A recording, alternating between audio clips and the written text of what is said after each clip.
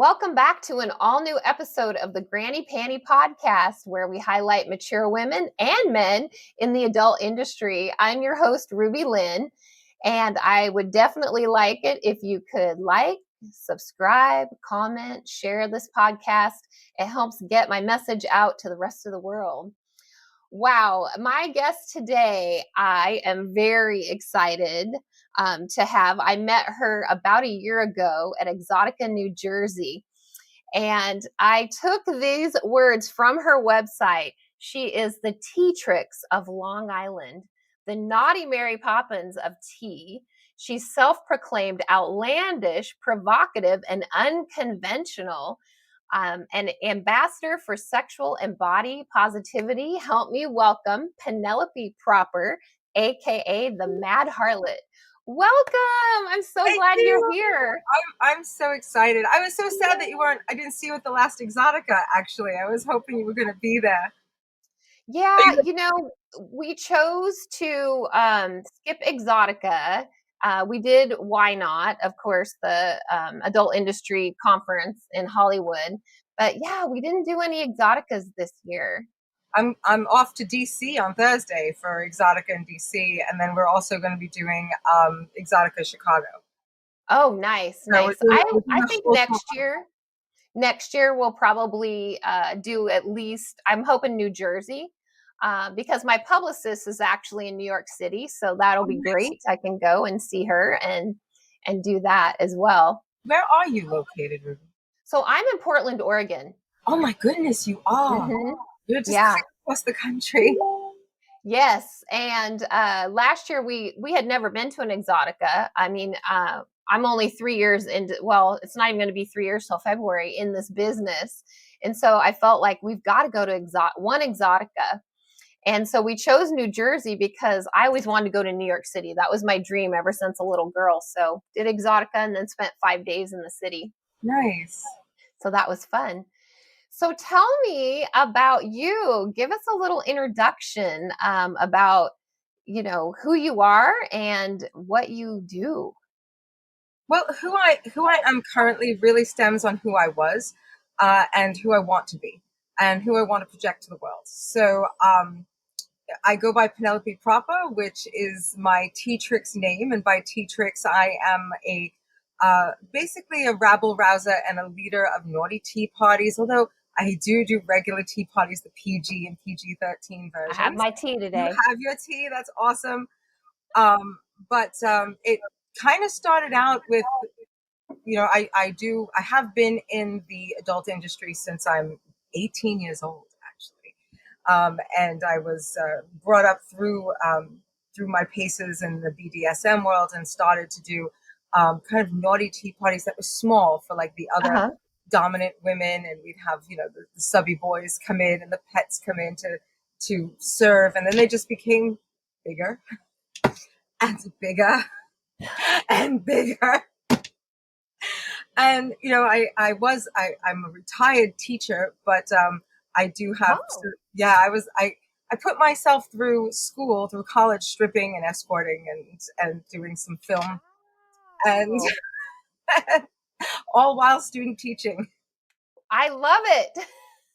I was always afraid that I was going to be up there one night on the pole and like my students' parents, fathers would come in.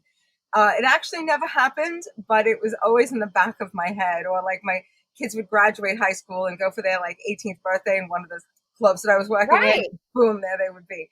So, there was always something that could have been there, but it never was.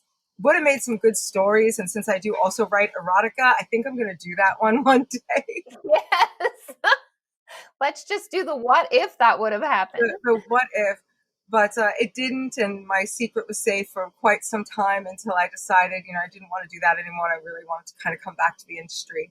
And then, I have certifications in sex education and intimacy coaching, and I was doing seminars within the lifestyle for women wanting to come into the lifestyle, BDSM or swinger lifestyle, because I am in a stag vixen relationship with my significant other, and it just kind of evolved and it kind of moved and evolved, and people told other people, and then all of a sudden here I am, like the Teatrix basically of the adult industry, and holding tea parties and seminars with adult stars, and I'm like the most dressed person in the porn industry. Like, Oh, yes, you are. And that, I have to say, that's what I attracted me to you, I think, at Exotica, was your costumes, and they're just so elaborate, amazing. But that's part of the legacy. I had no idea you were a teacher, a former teacher. I That's have all awesome. the college. I did all the things. Yeah. I did. Wow. It's what's funny though now is that like a lot of my old students who've since graduated and have their own Mhm. families and stuff like that are watching me. Kind of, they're like, "Miss, were you doing this when you were teaching?" They're like, "I knew it. Oh, I knew it." They all knew. Like you were. I always knew there was something about you. You were definitely Yeah. different. So, they're watching me do this now very publicly, because now that I'm no Mhm. longer a teacher and it's my own business, and I bartend part time and stuff like that. And Right. I'm completely out of the closet, so to speak, in this respect. So they're watching this evolution, and it's empowering them, which Yes. is so wonderful to see, and get those letters from former students who are adults now going, I watch you on TikTok, and I've totally, getting so much more confidence, not just from your classes, but, how you conduct yourself in a sex positive atmosphere. Yes. And, that's why I do what I do, and it's beautiful to see. So, and That a is lot of awesome. those tea parties have people come in who are not just industry. Most Mhm. of the time, those tea parties are for your regular average civilian. And, sometimes I've had tea parties where I've had strippers sitting next to nuns. That is incredible. Literally. That's not a euphemism. That's an actual thing that happened at one of my tea parties. And at the end of the day, they all had each other's like text messages and stuff like that at the end of the tea party. And there's these two, like one is a pole dance instructor who's also a stripper, and Mhm. the other one is also working in the adult industry. And they're literally Wow. sitting next to two nuns, plainclothes nuns, and they were best friends by the end of the tea party. And so it brings together all these women from all walks of life Yes. into this positive space. And I'm Yes. just so proud of it. I'm just so proud of it. So, You should be. That's amazing. And you're still doing the tea parties? You still do I them? don't run my own anymore because I'm just too busy, but I do Mhm. a lot of people hire me to do them. Um, Okay. and both within the adult industry and within the civilian industry. So, Okay.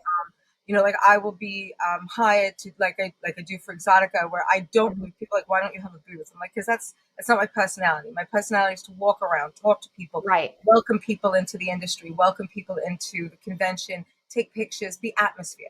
So I will get hired into conventions to do that, and then throw tea parties within. So, for example, there is like a steampunk event that hires me every year, Nice. and I do like 3 themed tea parties for them, and then walk around their convention floor for photo ops and stuff like that.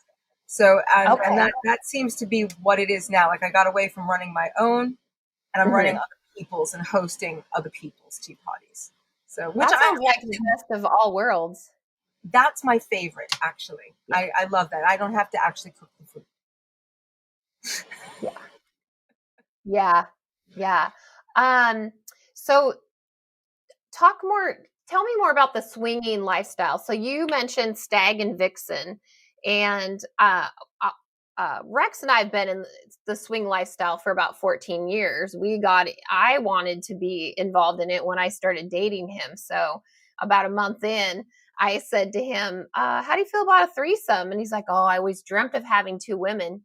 No, I'm talking two men and Every me. guy does, and then they realize that that's a little more complicated than they It's very realize. complicated. Like it's every, and I'm not opposed to fulfilling every guy's fantasy in that respect when I can, but it's I'm more men. So Yeah. um Yeah. it's really kind of does it for me more, not it's just my current preference at the time. So but I've been in the lifestyle one way or another my entire adult life, starting out in BDSM and kink, and Mhm. being exposed to polyamory within those dynamics as well. My current partner, I've actually known him since I'm 18 years old. We were very good friends. He was actually a regular customer of mine when I was a stripper when I was 18. But I didn't know that then. I know it now, but I didn't know it then. It was like, by the way, Eye on you, right? literally. So, but it's just a fun story. And then, Mhm. it's because I'm a very, I don't want to say educated person, but I'm self-educated also. I do a lot of Mhm. research, and I know myself very well. And I've never been good at monogamy. I was married for 8 years and I never strayed, but I wanted to. And Uh-huh. like I all the fantasies that I have, all the things that I had done already were kind of put to the side, and that didn't sit well with with my psyche. It didn't sit well with my Mhm. heart. It wasn't natural for me. And I've always said that I don't think that monogamy, sexual monogamy, emotional monogamy is a different thing, but sexual Right. monogamy is not incredibly natural to the human species. I think that's more of a Mhm. societal construct than anything else. Yes. And, we put way too much morality centered around sex when it really isn't a moral issue. So, That's right. I began exploring that with my partner on his encouragement and support, and love and deep trust. Awesome. You cannot be in a swing relationship, particularly stag vixen, without intense communication, and Mhm. deep trust and love. It's not something that fixes a relationship. It's something that Right. enhances an already healthy one, and that's where a lot of couples stall. Because Yes. they're not getting the communication down that they really need to, and they're not really sure how to progress, which is where some of my coaching comes in. That's Right. something that I work with couples on. So, explain for any of our viewers that aren't familiar with stag vixen, can you explain that term to them? And I'm going to explain it in the most heteronormative term I can, because it really lends itself to that dynamic, although Mhm.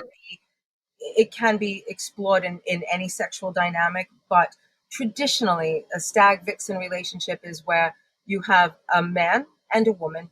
The woman plays with other men, and the man Mhm. doesn't usually play with other women. So she is pleasured by others. He enjoys and supports that. Mhm. It's a very supportive relationship. It's different than cuckold. A cuckold Yes. relationship is usually there's some sort of DS dynamic, where the Mhm. woman is dominant, and the man is in a humiliated standpoint, which is a very popular kink and can be a lot of Yes. fun if that's what you're into. But the traditional stag vixen is that it is not a power exchange, although it often lends itself to male dominant, female submissive power exchange. But my current partner does not play with other women, Okay. not because I don't allow it, or it's just something that he doesn't feel is a path for him. Okay. I, however, play. I go to group parties. I play individually. I have regular playmates, with his full, sometimes participation, and Nice. support, encouragement, and we, but you have to, like with any kind of dynamic or construct, there has to be protocols that work for the couple. Right. What works for me and my partner might not work for you and your partner, but is how we communicate, how we stay connected, how we reclaim each other after the act, Yep. how we communicate excitement to build the other one up for the act. So, it's involved. And it's a lot of work. Yes. It's not a free for all, which is what a lot of people are erroneously believe. Right. It's so Right. satisfying if you can make it happen. And you are so correct about like the processing and the communication. I know when we first got into it, I mean, we tried to do.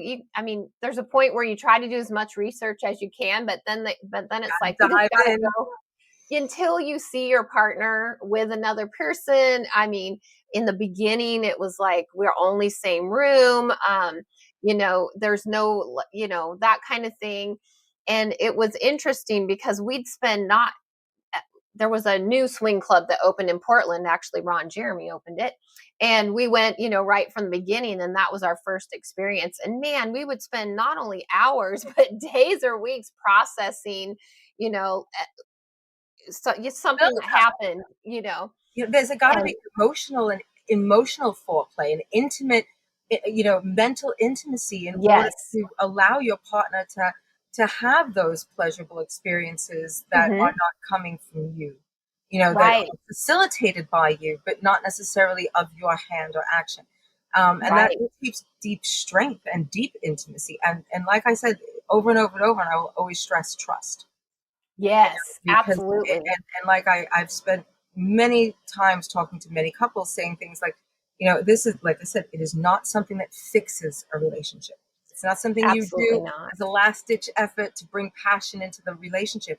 It's, you have to already be healthy in order to do this. The Yep. more intense my swing practices get with my partner, it's only because our relationship has gotten healthier. Absolutely. And we have dialed it back when things have gotten, sketchy or iffy, We or did that too. somebody is having an emotional issue with one thing or the other. Well, you know Hmm. what? Let's dial this back and start back from this square. Let's revisit these protocols and see where we go from there. And it's in a constant state of evolution and flux. It's never Yes. something stagnant, and there's always conversation about it. There's, if it's a couple who is doing this, they have to be prepared to have the hard discussions too. Yeah, and there are, and I know for us in the beginning, it was also finding what works. And after like trying to force the hand, I guess you'd say, with like meeting a couple and hooking up with a couple, and then dialing back and process, we realized we don't do couples very well. We enjoy threesomes. If it's two girls, then the focus is on him. If it's two guys, the focus is on me, and you enjoy that. And so yeah, that evolution, and to be honest, since we've gotten in the industry, while we still participate in some of the get-togethers, local meet and greets, we really haven't done much in the swing lifestyle because we've been so busy.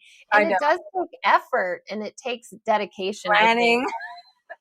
Yes, Planning. planning for Yeah, sure.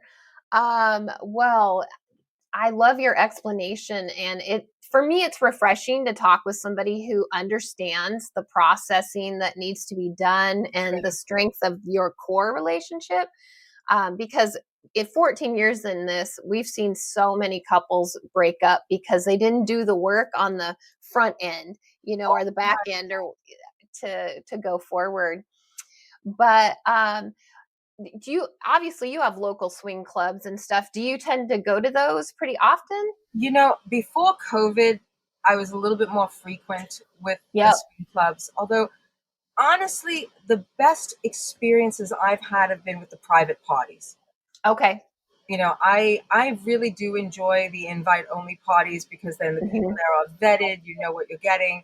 Yep. There's a level of fantasy there that you can explore a little bit more safely Right. than going to the clubs. And not that I haven't had some amazing experiences at clubs. I mean, I've had Right. some very hot, and that's where my exploration began, because I wasn't well known enough to be invited into those Hmm. parties you want to get into. Right. You know, and there is something to be said for those more elite invite only parties, because Hmm. you really get to more pick and choose, and Yeah. you get a more personal, sensual experience, and that's very important. So nowadays, I mean, although if there's like a new club that opens or a special night at a club, I'll make an appearance, but mostly it's private parties. Okay. and, Yeah. and It's funny. In 14 years, we've never been to a private party oh my because goodness. it always made us. I'm like, I'm too. I felt like they were too small. I mean, we've been invited, we just never went. But like, I don't know. It was like, oh, I There's don't a know. So monthly party relatively local that I enjoy. um, yeah, and it's a GB party, so it's a couple of girls and lots of guys, so nice. it's perfect. Perfect. So tell me this, Penelope, how do you stay horny? What's I your believe that secret? I'm pretty sure I was born that way. um, I cannot remember a time in my life when I wasn't horny. I literally started masturbating when I was 10. I learned So from a did I. So when did I.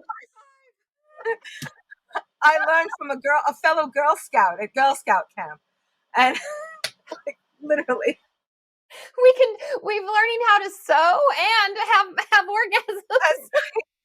And, orgasms. and I have always been a hypersexual person. I even went to a So did psychologist. I was I. like, "Am I a sex addict?" And they were like, "No, you're not. You don't have any of those markers. You're just a highly sexual person." So I am a hypersexual person, and every man says that that's what they want in their life until they get us. Until they get it.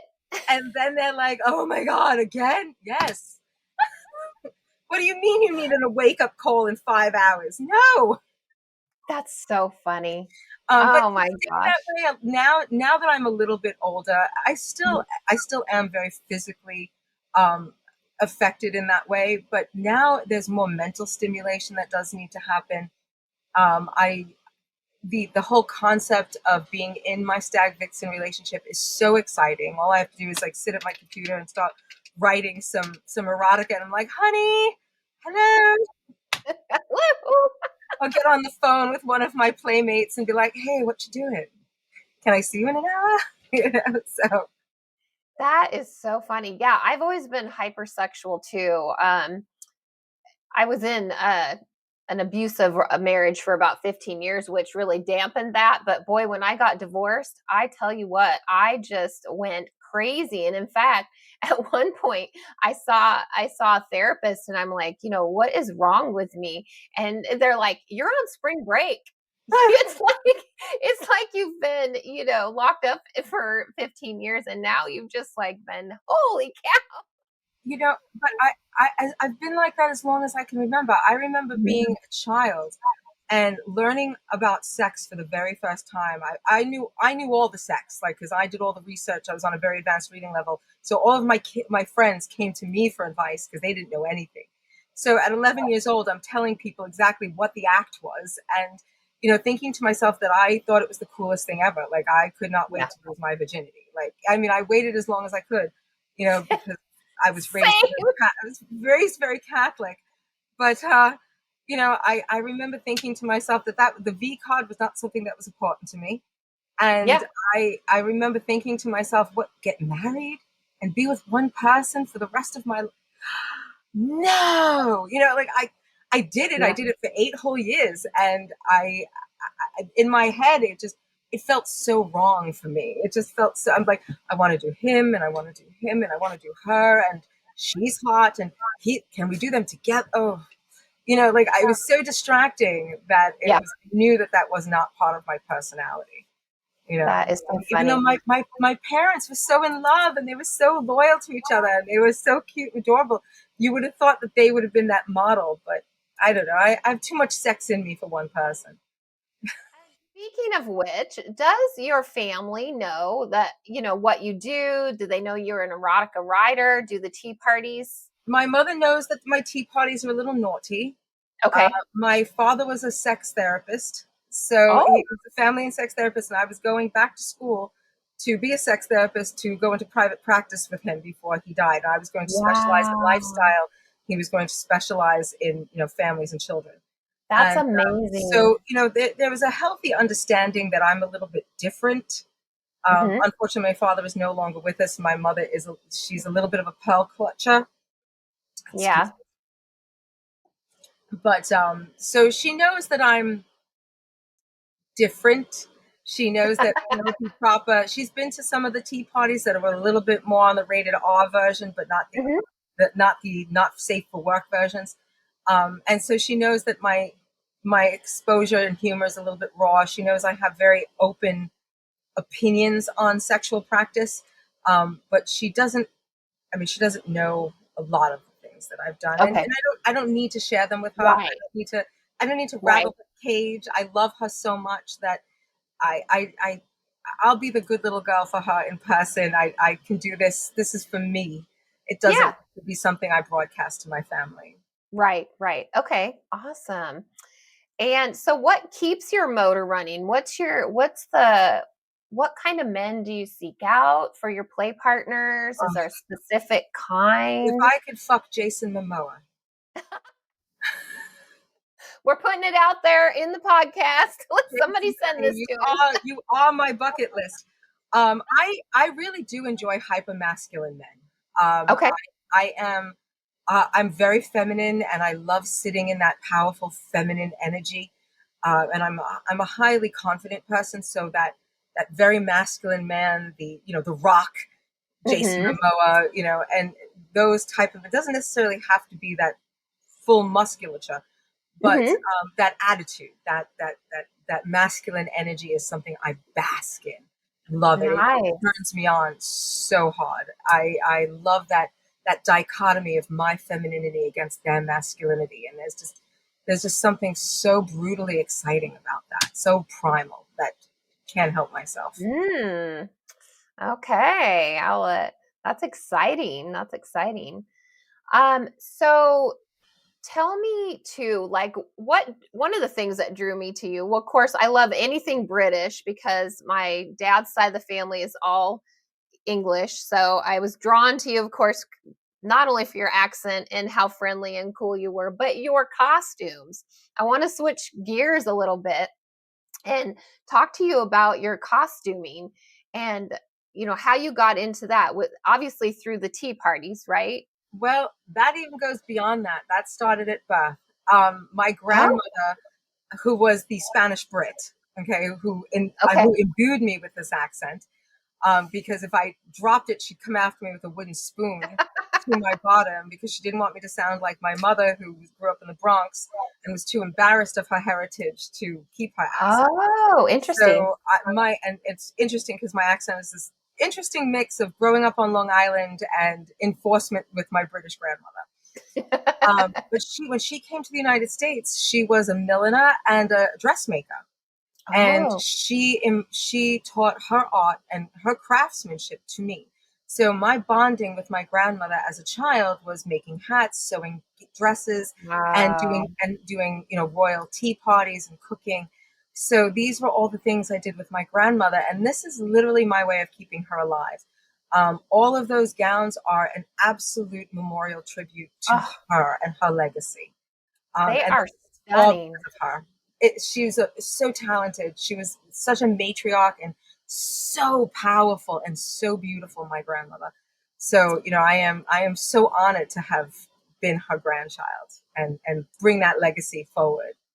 Well, you are definitely doing her justice because those costumes are beyond anything I could even imagine. They're beautiful. Are you working on any new ones? Do you for Exotica or like a ton I probably? I had been working on this beautiful black Italian silk Ooh, one for Exotica that didn't get finished because I got so busy. It's still half sitting on the mannequin. I've got literally 3 in the queue that I'm working on. So I've wow. got this beautiful brown stripe, and it's all Italian silk. And it's brown stripe and turquoise to do because I'm also contracted with the Chocolate Expo to do their Oh, okay. so their costuming is a little bit less harloty, a little Mhm, bit more mhm. traditional. So these are kind of traditional steampunk Victorian with like the big ruffles and all Yes. for that. And it's a lot of work. Each one of these dresses, if I was to put the hours back to back to back, each one is about 70 to 100 hours each. N- Not at the That same is time, but amazing. over the course of time. And it's a lot. So I got a little sidetracked. So the new costume is not making it to DC like it was supposed to, but it will definitely make it to Chicago. How many full costumes do you think you have? Like if you were to like the hat, the dress, the everything, how many do you think you have different ones? Most of everything I have made is interchangeable with everything else, so that I Okay. can have Okay. does infinite numbers. However, the big costumes that you saw at Exotica, like just the matching hat, matching jacket, matching corset, Mhm. bustle, skirt, I have 5 of those all together of that Wow. particular costume. But I have 2 dozen skirts that are interchangeable. I have 47 corsets. I have 23 hats. So, and all my costumes actually start with the hat. I make the hat first and then design the Gotcha. costume around the hat. Wow. So there's a lot of interchangeable stuff, but Exotica gets the fancy schmancy shit. As They it should. As it should. get the big ass costumes. This for DC, I'm going to wear the Grace Rose Garden because that's become the huge crowd favorite.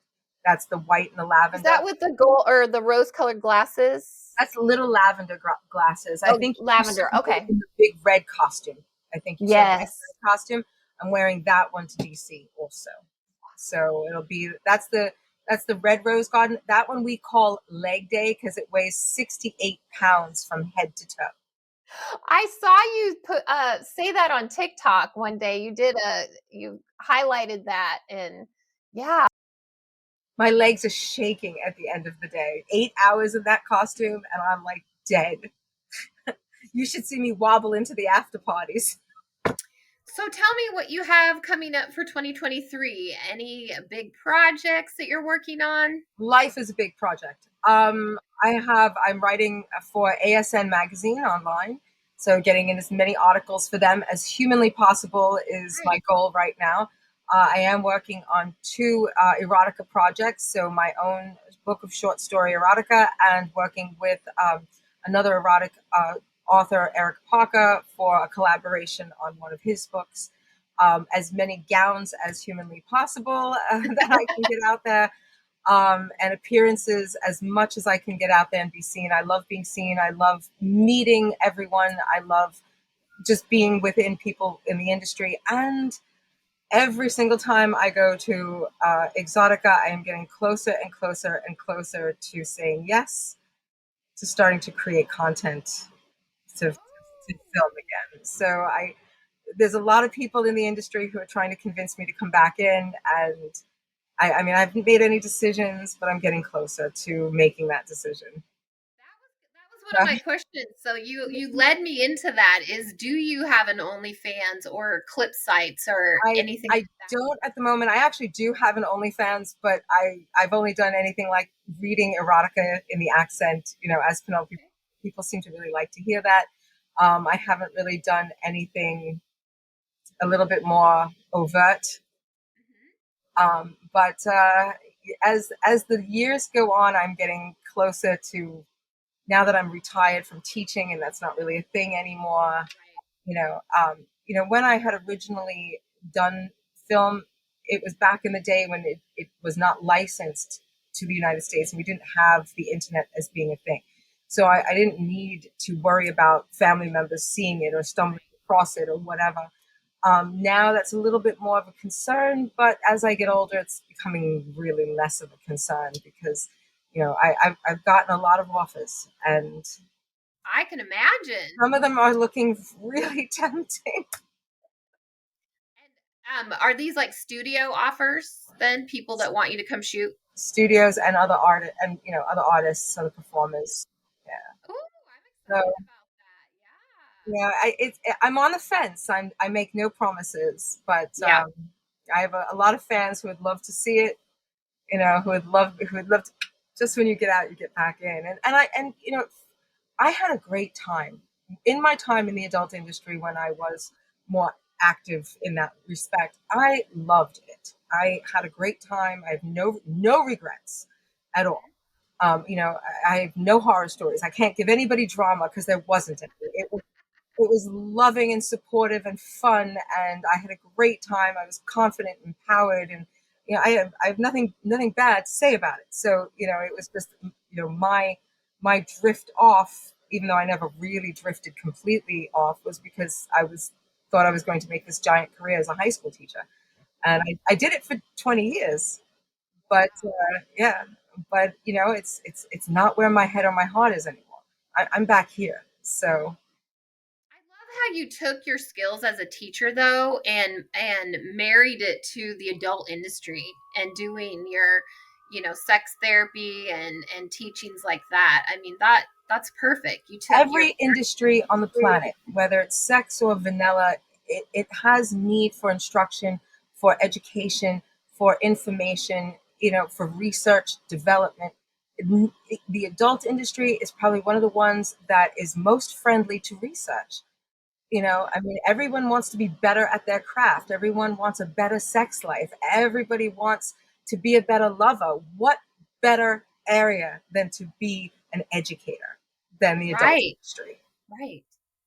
Is there anything, so knowing what you do now and your experience, that you would tell your 20-year-old self to do differently? What advice would you give your 20-year-old self? Don't care what other people think of you and do what makes you happy. Focus on you first before you focus on everyone else. It's I that, agree with that. I personally spent the majority of my life trying to please others and do what I thought they thought I should be doing. uh, And I'll we tell all, you, when I turned 50, I tell you, the best years of my life because I don't give a crap anymore. and we learn so late that we should never have given that crap. And then we look back and we're like, why did I think that? And here we are, and all we can do is look forward. You can't live life in the rearview mirror, so we can only go forward with the knowledge we have. That is cool. And I know for me, I'm trying to I have all adult children now, but they'll call me up and say, "Oh, I want to do this," but I'm like, "You do what you want to and quit worrying about what anybody else thinks." And so, I know for me, I I hope that I'm telling the 20-year-olds, quit caring what people think. What makes you happy? We waste too much time worrying about that, I think, when we're younger. One of the things that people have always asked me in some of the podcasts that I've done is like, what if your child wanted to go into the adult industry? How would you feel about that? Like, more power to her. I would want to help her be safe and make the right decisions, and then cheer her on, regardless of what it was that she chose. There's nothing wrong with empowerment through sex, because it is the human experience. We are all here because someone got laid. True. I love that. I love that. So, are you going to AVN then, or are you mostly just doing exoticas? I would love to go to AVN. I don't know if it's possible this year. I, I, I'm working on it. Depend if the stars align, I will do AVN. I hope I see you there because I we're would, going to be I there. would love to. And a lot of people have been asking me. I was just on a podcast the other day, and they're like, "Are you going to AVN?" I'm like, "I don't know." I said, "But I'm going. I'm doing my level best." As it is, I just got sponsorship to go to Chicago Exotica. So yeah, so that's very exciting. So if what I often do, will have fans who will sponsor me to go to certain events. So when that happens, then I will go to them. So. Well, I hope we get some folks to sponsor you because I'd love to see you in person. Oh, what? What? Oh, the VDA Collective. They you watch my TikTok, so you know about the Boot Solidarity Challenge. So yeah, they have been so supportive in supporting the Boot Solidarity Challenge, because that's what I've been using as my physical therapy, because I have chronic Lyme's disease. So I did so Saw you talk about that. Yeah. so much damage. And me and my stripper heels, I love my high heels, and not being able to wear them for almost 2 years, said, fuck it, this is how I'm going to get back into them. I'm going to do my own physical therapy. And they've started sending me boots. Then we got Gerard involved, because he is like, well, your partner needs to do this with you if you're going to do solidarity. And they sent him a pair of boots. And they're sponsoring me to go to Exotica in Chicago. So it's That's really amazing. exciting. So I wonderful. feel like there's so many people out there that just love your work. I mean, yeah, your TikToks are amazing, and I feel like we didn't even touch some of the subjects today. Oh, I I'm gonna know. have you back for part Oh, two. I would love to. I would love to. I love So you, Ruby. I know I I wish adore you you lived too. closer. I do too. I do too. Right, I it's tell so you, funny. Right before the whole world shut down, I actually had a tea party in Oregon. oh my gosh. Yeah, Well, let's have another one. I know. We need to do that. Let's find a spot and have another one. We'll have to talk about that.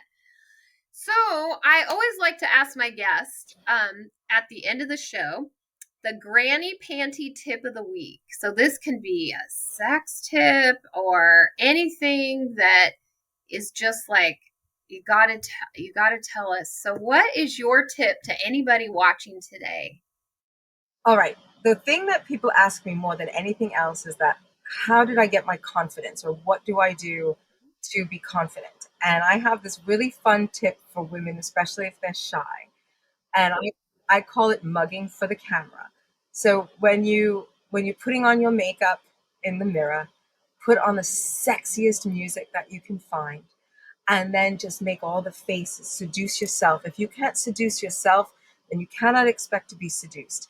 You need to be able to seduce yourself so that you can seduce other people. And that lends itself to so much confidence and so much more, sexual virility in the connectivity portion of how you connect with somebody.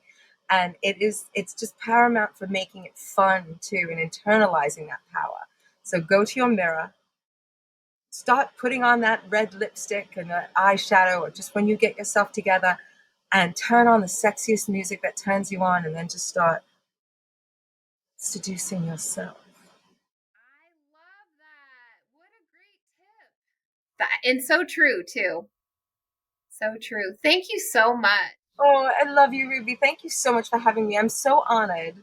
I adore you too. And we're definitely going to have to do part two, Oh, because we absolutely. need to talk more about the books and all kinds of fun things. But I appreciate you taking time out of your busy schedule. I know you're getting ready for an Anytime for exotic you. Anytime event. for you. Oh, In fact, I'm getting ready for a hookup. tonight? Yes. Woo! Okay, I'm not going to keep you there. Well, thank you so much. And I hope that I get to see you at AVN and give you an in person hug. Oh, I can't wait. I can't wait. I hope so. Hopefully, put all of the sex stars to align so I can go to AVN.